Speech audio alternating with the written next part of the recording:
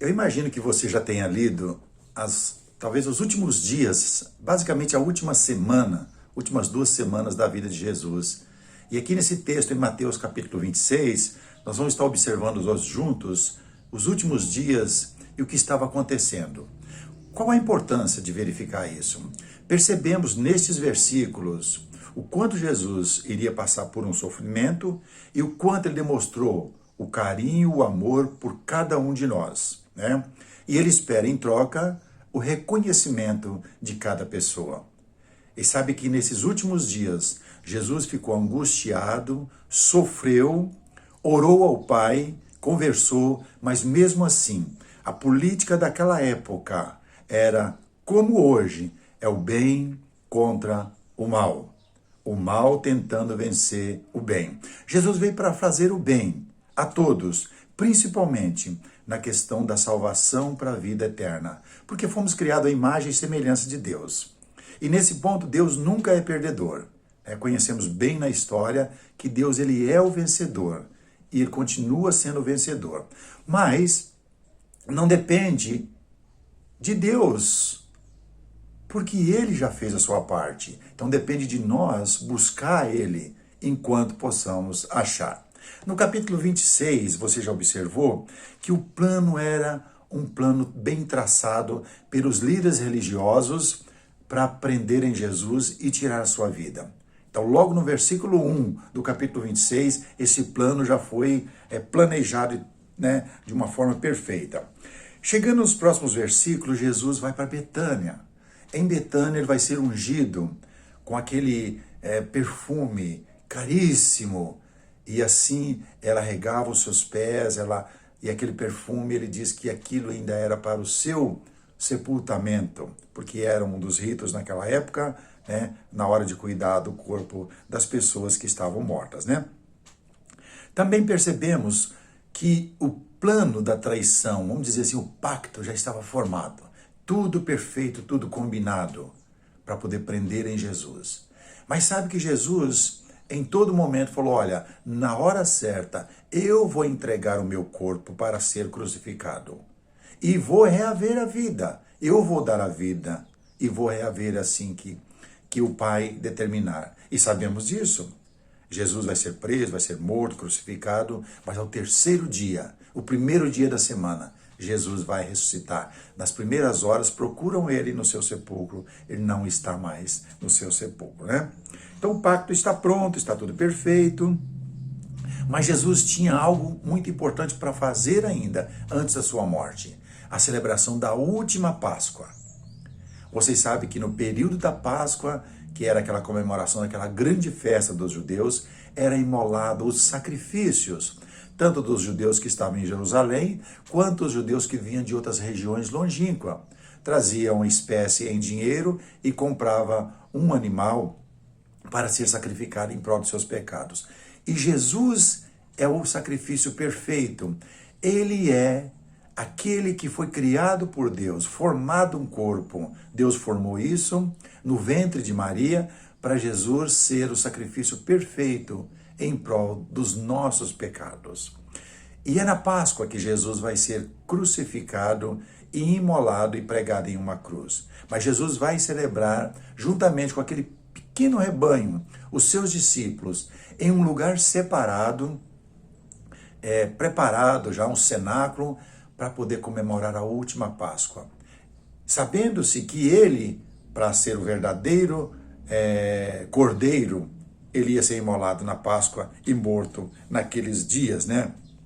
Especificamente na sexta-feira, porque ele vai ser preso na quinta-feira. E ele vai mandar os seus discípulos ir até a cidade, achar a casa onde tinha uma pessoa com um cenáculo preparado, e assim eles iriam ali, aquele pequeno grupo, preparar e comer a última Páscoa. E Jesus ainda diz que eu estou ansioso para comer convosco essa última Páscoa antes do meu sofrimento. Os discípulos que estavam com ele entendiam em parte alguma coisa, mas no total não conseguiu entender todas as coisas. Mas Jesus vai estar cuidando de tudo isso e mostrando para eles o que está acontecendo, né? O traidor é indicado. Então nós sabemos que até esse ponto, o traidor vai ser indicado, e aí eles ficam preocupados entre eles, porque Jesus diz, um de vocês que está comigo, que está enfiando a mão, né, para pegar desse pão, vai ser a pessoa que vai me trair. E eles ficam entre si perguntando, Senhor, porventura sou eu? E o outro perguntava, Jesus falou, é um que mete a mão comigo no pão que nós estamos comendo. Então Jesus não apontou diretamente, mas falou que era um deles. E nós sabemos que foi Judas. Pois bem, aí chega, a partir do versículo 26, Jesus celebra a primeira participação na sua ceia. E aí, dentro da comemoração da Páscoa, se institui a Santa Ceia do Senhor, do qual nós usamos hoje, com um pão sem fermento, que é o pão asmo, e com o suco da videira, que é o suco da uva, sem fermento também, porque representa um sangue puro e um corpo puro, sem pecado. Eles fazem da forma que Jesus está fazendo para aprender, e Jesus ainda diz que nós vamos comer novamente só no meu reino, porque o reino de Deus não tinha sido estabelecido ainda, porque é o braço de Deus que desceu dos céus, que é Cristo Jesus, para estabelecer o reino. E Jesus vai ter que ressuscitar para começar a história da igreja da qual nós conhecemos. A igreja que serve ao Senhor, a igreja que Jesus fundou. Então Jesus vai voltar aos céus e esse pequeno rebanho, os poucos discípulos, daí a pouco começam a espalhar o evangelho e surgem grupos que recebeu o nome a igreja que pertence ao Senhor. Não é que não tinha outros grupos religiosos na época, já existiam muitos grupos e grandes, né? Grupos muitos enormes numericamente, mas surge a igreja do Senhor, a igreja da nova aliança, essa qual nós precisamos buscar e empenhar para fazer parte dela, aquela que pratica o evangelho puro, né? Pedro, nesse momento, depois da ceia, Pedro escuta Jesus falando, e aí Jesus conversa com eles e Pedro fala, Senhor, de modo nenhum ninguém vai tocar a mão em você, mesmo que eu tenha que morrer. Aí Jesus fala, olha, Pedro, você nem sabe o que está falando. Quando você se converter verdadeiramente, você vai ser o meu discípulo. Ele diz, Senhor, ainda que eu tenha que morrer por você, não vou deixar isso. E nós sabemos, Pedro, mais tarde, quando sentiu-se perseguido e acuado pelos perseguidores de Cristo, porque já haviam pegado Jesus, Jesus está sendo crucificado, Pedro fica com medo. E Pedro fica de longe olhando e as pessoas reconhecem e perguntam para ele, você também não estava com ele? Pedro diz, não, nem conheço tal pessoa. Mas qual a diferença entre Pedro e Judas que traiu Jesus? Em termos de pecado não tem diferença nenhuma, porque pecado é pecado. A diferença é que Judas, após trair Jesus, ele foi se enforcar. Quer dizer, ele não deu a oportunidade nem para ele mesmo de se arrepender. Por quê? Pedro fez ao contrário. Pedro chorou amargamente, voltou e pediu perdão ao Senhor. E Pedro se tornou um dos grandes homens na história da igreja. Pedro se tornou um dos pastores, um dos presbíteros da igreja em Jerusalém, a ponto até de enviar nas suas cartas conselho a outros presbíteros em outras regiões, para que cuidasse do rebanho do Senhor. É uma parte bonita que a gente pode ver nesse aspecto, né? Mas no versículo 36, nesses últimos momentos, Jesus está ficando agoniado. Ele vai para o jardim de Getsemane, né, que significa horto, que está ali nas mediações de Jerusalém, ainda continua até hoje lá. E ele começa nesta conversa com seus discípulos desta forma. Em seguida foi Jesus com eles a um lugar chamado Getsemane e disse a seus discípulos, assentai-vos aqui enquanto eu vou ali orar. E levando consigo a Pedro e aos 2 filhos de Zebedeu, começou a entristecer e angustiar-se. Imagina na sua vida como Jesus agora, ele sente a dor física, porque está chegando aquele momento de entregar o seu corpo para ser massacrado e crucificado, porque ele era o Cordeiro de Deus, escolhido por Deus, Deus o criou. Então lembra bem, que sangue de um novilho, de touros, isso está falando em Hebreus, capítulo 9, nunca serviu para tirar pecado de ninguém. O sacrifício que é perfeito, o Cordeiro de Deus, é Jesus. Então, é o próprio Deus que se fez carne, sendo gerado no ventre de Maria, que era o sacrifício perfeito, que ia derramar o sangue puro para que pudesse dar a oportunidade para salvar aqueles que tinham a esperança e viver uma vida santa na antiga aliança, e também aqueles que iam estar na esperança, na nova aliança, do qual nós estamos hoje conversando, nessa esperança de receber a salvação para a vida eterna. Então lhes disse: a minha alma está profundamente triste até a morte. Ficai aqui e vigiai comigo. Adiantando-se um pouco, prostou-se sobre o rosto e orando e dizendo: meu Pai, se possível, passa de mim este cálice, todavia não seja o que eu quero, e sim como tu queres. Jesus está conversando com o Pai. Ele vai repetir essas mesmas palavras por 3 vezes, conversando com o Pai a respeito do sofrimento. E ele ainda disse: Pai, olha, eu sei que o sofrimento não é fácil. Eu sei que se o Senhor quiser, o Senhor tem outros planos, pode deixar eu fora desse sofrimento físico e um sofrimento muito maior, que é tirar o pecado do mundo. Ele diz que ele veio para fazer isso.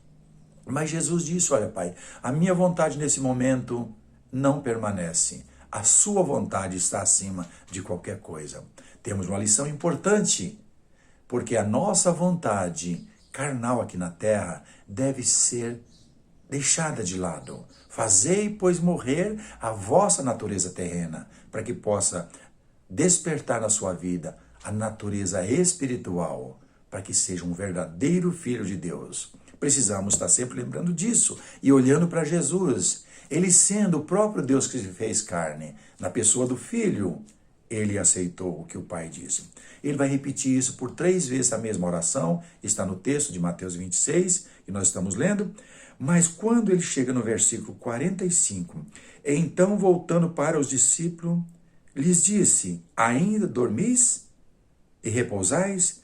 Eis que é chegado a hora, o Filho do Homem está sendo entregue nas mãos dos pecadores. Levantai-vos, vamos, eis que o traidor aproxima.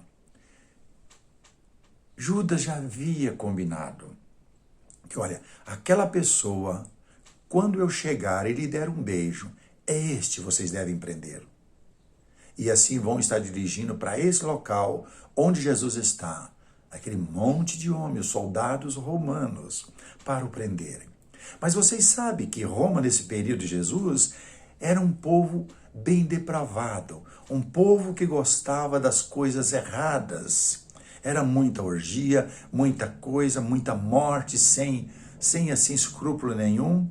Aí eles vão pegar o próprio Deus e entregar para ser crucificado. Os religiosos daquela época decidiram o mal na vida de Jesus.